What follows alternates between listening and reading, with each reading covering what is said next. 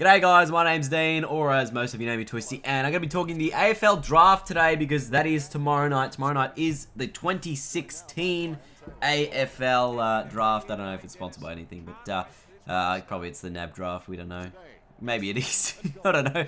Anyway, and I'm going to be, talking you through while we got the Gold Coast and the Bombers on in the background because, very important night for both of those sides. The Bombers do have pick 1. They have the first pick in the draft. The Gold Coast Suns, they have pick 4, pick 6, pick 8, and pick 10. So they have 4 picks inside that first round, inside that top 10. Very important they get those selections right. But let's first talk a little bit about who might get taken at pick 1. So the Bombers have met with sort of gone down to 3 players, and it's either Andrew McGrath, Hugh McCluggage, or Will Setterfield, which would be an interesting selection given he is a Giants Academy player. The Giants, of course, have pick 2, so if the Bombers did take Setterfield at number 1, the Giants would have to match at pick 2.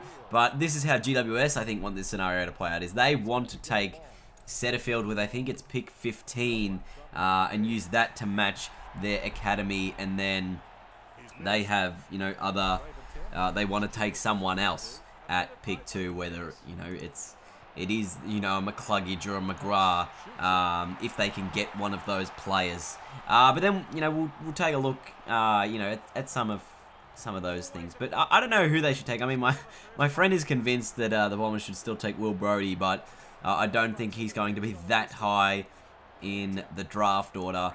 Anyway, let's just have a quick look here at some of the the father-sons that should be selected. Obviously for Collingwood, they've got Callum Brown and Josh Dacos. So obviously the son of Gavin Brown there, Callum Brown, and Josh Dacos, obviously the great Peter Dacos, almost the inventor of the dribble kicks, was legendary.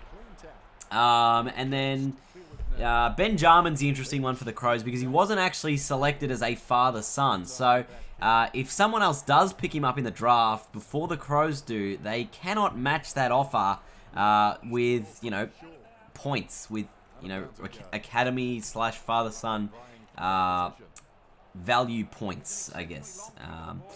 So that's kind of how draft night works. Obviously, if you haven't seen it, last year, you wouldn't understand this point system very well. It's quite confusing. Basically, each pick is worth X number of points, and if that player is then picked at that amount of points, then they have to match it by combining other picks to get that. But anyway, it's confusing. Let's not go into it. It's quite a bizarre scenario.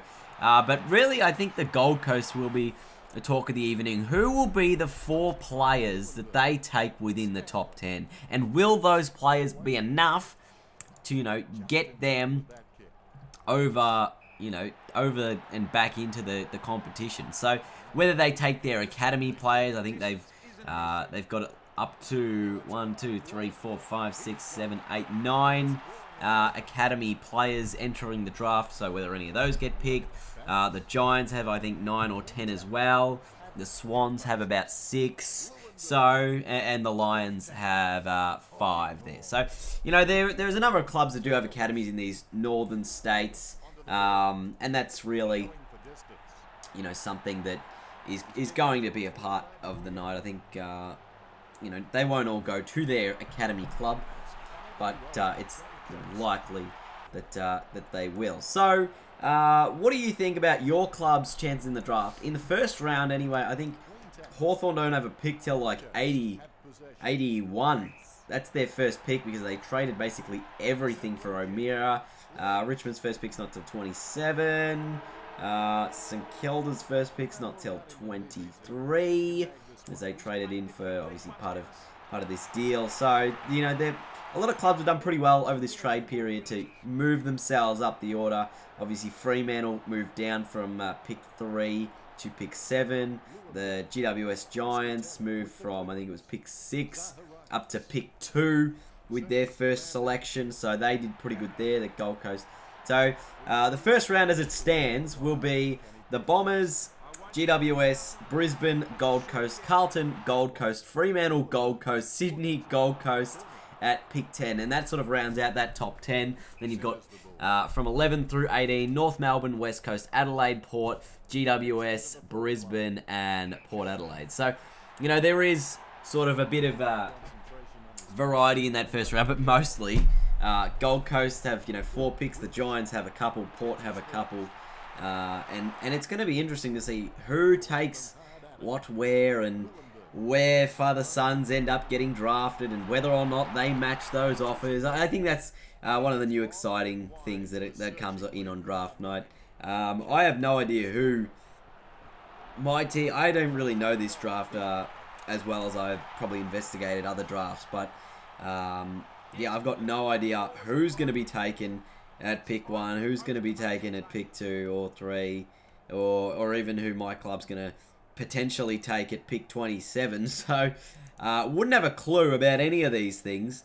But that was probably one of the goals of the game that the AI's ever kicked, I reckon. That one just there by Ambrose. But anyway, it'll be interesting to see the Bombers. Obviously, they'll get a lot of players back next year. But we're not here to talk about that. We're here to talk about the draft. I think North Melbourne, you know, they have to do pretty good in this draft. They've got pick 11, and then 32 and 33. Probably want to get, you know, pretty good there as well. So we'll see how it all plays out on draft night tomorrow night. Remember that. Who knows? Maybe I'll do a draft recap video next week and sort of just try and break down a few of the clubs and who did well, who did poorly, who missed out on probably what they were trying to do. So it'll be interesting to see how that goes. If you enjoyed today's video, please leave a big thumbs up. Let me know who you want your club to take in the draft tomorrow night with their first selection. And thank you so much for watching. Until next time, I will see you guys later. Have a fantastic day. You deserve it. Bye-bye.